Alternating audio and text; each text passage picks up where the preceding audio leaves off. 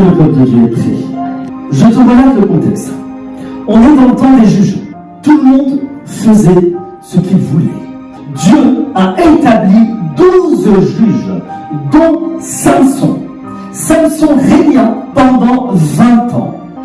Le nom Samson veut dire petit soleil. Il est le fils de Manoach, veut dire repos. Qui est le repos? C'est le Seigneur. Qui est le soleil? C'est Jésus. Donc le livre des juges. Donc le Seigneur nous fait justice, n'est-ce pas? Amen. Manoach veut dire repos. Dans Juge 15:15, il est parlé de Samson. Samson, avec une mâchoire d'un crâne d'âne, tua 1000 hommes. Repos. Le Seigneur se reposa dans le livre de la Genèse, le 7e jour. Le 7e jour est le jour de tous les mystères, et le jour du Shabbat. Quand tu prends, Samson avait mis 20 ans, c'est ce que je dis. Quand tu prends Apocalypse 20, Apocalypse 20 dit que le peuple de Dieu, ceux qui ont eu part à la première résurrection et dont la seconde mort n'a pas eu effet sur eux, régneront ou ont régné avec le Seigneur pendant 1000 ans. C'était le millénium et c'était les milléniums que Samson a tué. Est-ce que tu comprends pourquoi Manoach veut dire repos? Parce que le repos a été transmis à Samson. Et Samson, parce qu'il avait le nom de son père en lui, l'ADN de son père en lui, qui tua 1000 hommes. 1000 hommes qui veut dire 1000 ans, qui veut dire le repos. Mais il n'a pu obtenir le repos d'Israël parce que Samson est né de la tribu de Dan. Mais celui qui est notre repos, et parce qu'il est dans la gloire d'aujourd'hui, qui va nous amener dans le repos, celui-ci est né de la tribu de Juda, qui est le Christ. Samson, il aima une femme de la vallée de Sorek, qui veut dire vin de choix. Le vin est enivrant. Et que Délila veut dire séductrice, parce qu'elle est née dans la vallée de Sorek, et qu'elle a été imprégnée de ce vin, le vin mou, mais pas le vin doux, le vin enivrant qui ne vient pas de Dieu, pas le vin nouveau. Et elle a dû grandir pour pouvoir cultiver ce vin-là, et donc cette séduction, et cet enivrement avec lequel elle a usé pour détruire Samson.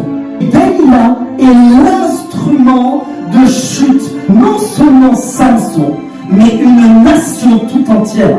Parce que quand tu touches à la tête d'un pays, au souverain et au juge d'un pays, tu as touché à une nation tout entière. Elle a voulu compromettre les plans de Dieu pour la nation d'Israël. Voici la raison pour laquelle la venue de Samson était prophétique. Juge 13, il a été dit sur la vie de Samson qu'il sera consacré à Dieu. Le rasoir ne passera sur ses cheveux. Il est précisé qu'il commencera à délivrer Israël des Philistins. Il y a 3 paramètres qui vont influencer et qui vont vouloir détruire le ministère que Dieu t'a confié. Le premier, il est parlé de Délila. Délila est une femme. Le premier paramètre, c'est la femme. Pour les femmes qui sont dans le ministère, c'est les hommes. Le second paramètre, c'est l'argent. Si tu arrives à aller au-delà de l'argent, c'est-à-dire à faire confiance à Dieu, à ne pas t'attacher au matériel, à ne pas t'attacher à ce qui est ici-bas. Tu as franchi ce cap. Si tu ne t'intéresses pas à la vue charnelle qui va aller dans le sens de la flatterie humaine et qui va aller pour nourrir et pour réjouir des besoins charnels. L'apôtre Paul dit, ne prenez pas soin de la chair pour en satisfaire les convoitises.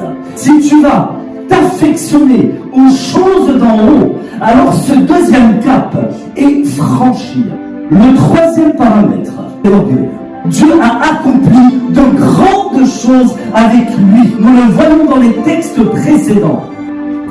indéniablement, il a été dans l'orgueil spirituel et qu'il avait reçu beaucoup de Dieu. Voici pourquoi il avait accompli beaucoup de choses avec Dieu. Et il a manqué d'une chose, le discernement. Et dans son armure spirituelle, il avait le casque du salut. Parce qu'il avait, la parole dit, beaucoup d'intelligence. Il avait l'épée de l'esprit. Il avait les chaussures du zèle de l'évangile. Parce qu'il était zélé pour le Seigneur. Mais il lui manquait la cuirasse de la justice. Celle qui était censée protéger le cœur. Parce que Proverbe 4, 23 dit « Veille soigneusement par-dessus tout sur ton cœur, car il est la source de tout ce qui fait ta vie. » Dans Proverbe 6, il est dit, mon fils, comment peux-tu prendre des braises ou du feu et les mettre dans ton vêtement sans que tous tes vêtements s'enflamment? Mais il avait respecté une chose. Pendant qu'il n'avait pas chuté, il avait lié à son cou les préceptes de Dieu, parce que le Proverbe également en parle.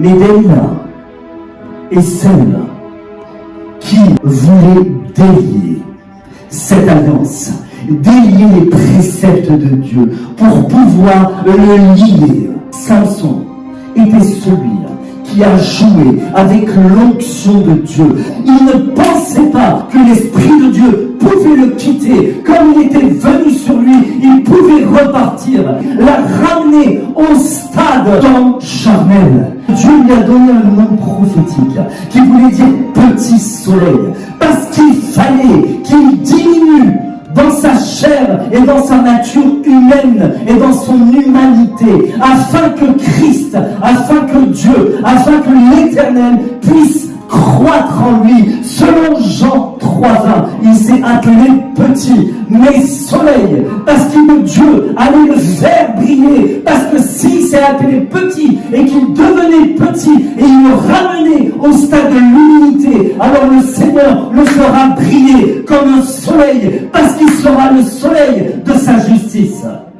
Toi, qui es dans le Seigneur, qui est dans le royaume de Dieu, Dieu t'a placé, il l'a placé dans ce royaume, tout comme dans le jardin d'Éden, un vis-à-vis pour toi.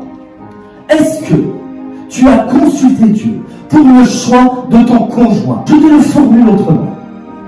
Est-ce que tu as validé le choix de Dieu qu'il avait pour toi? Mais la parole dit, dans 2 Corinthiens 6,14, elle déclare « Ne vous mettez pas sous un joug différent de celui du Seigneur. » Comment Bélial peut être l'allié de Christ? Comment les ténèbres peuvent s'allier à la lumière? C'était un joug étranger. Et il commença à lui révéler le secret, l'alliance qu'il allait briser avec Dieu.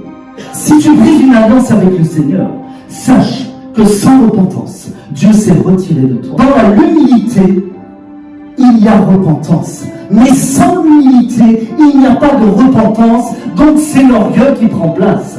Delilah est l'image du païen ou du chrétien charnel. Il ne connaît pas son identité, puisqu'il porte simplement l'étiquette de Dieu pour pouvoir paraître. Mais la racine de tout cela, c'est le rejet. Elle va te pousser à séduire, à vouloir dominer, au mensonge, à la ruse, à la trahison, pour pouvoir être accepté des autres et des hommes. Le prophétique va t'amener à considérer ton passé, non pas comme des échecs, mais comme des tremplins pour la victoire. Va t'amener à dépendre quotidiennement de Dieu, de son esprit et de faire sa volonté. Samson, il n'a pas vu les attaques. Par manque de discernement, il y a un principe spirituel qui fait que tout ce qui naît de Dieu ne se perd pas. Samson avait le manteau du ministère. Mais quand la mission pour laquelle tu as été mandaté, et c'est que tu ne pourras accomplir jusqu'au bout, et que tu laisseras ta vie ou ta chair se perdra. Mais le manteau prophétique, le manteau du ministère est celui que Dieu va récupérer.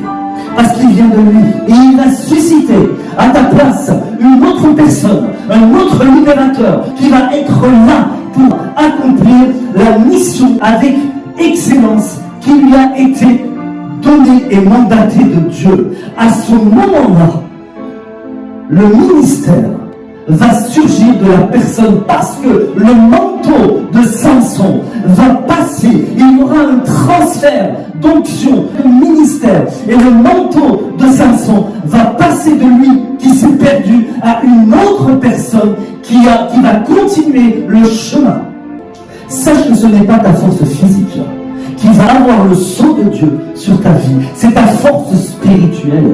Parce que si tu as la force spirituelle, sache que la renommée de ta force se répandra. Parce que si tu as la faveur de Dieu avec toi, alors tu auras forcément la faveur des hommes pour glorifier le Seigneur avec cette force qu'il a mise en toi.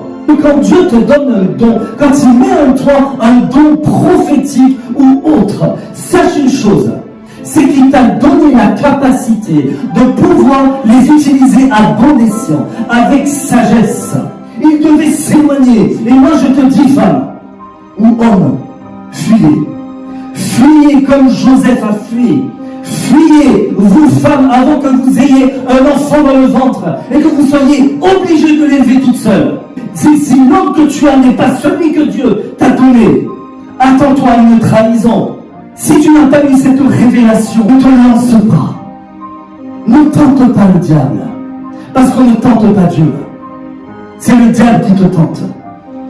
Délia veut dire faible. Elle a réussi par la séduction à l'affaiblir. Il faut que tu saches une chose. Samson était celui qui prophétiquement annonçait la venue de Messie. Prophétiquement représente l'Église que le Seigneur, l'Esprit, était en train de reprocher dans l'Apocalypse, qui est indigente, pauvre, nue et aveugle, et qui avait besoin de collier. Parce que Samson, par la suite, les Philistins, après qu'il ait révélé son secret, se sont jetés sur lui, l'ont lié, lui ont crevé les yeux. Et il tournait une meule à Gaza. Gaza qui veut dire le lieu fort. Donc si Gaza est fort, c'est que Samson est devenu faible. Mais on lui creva les yeux.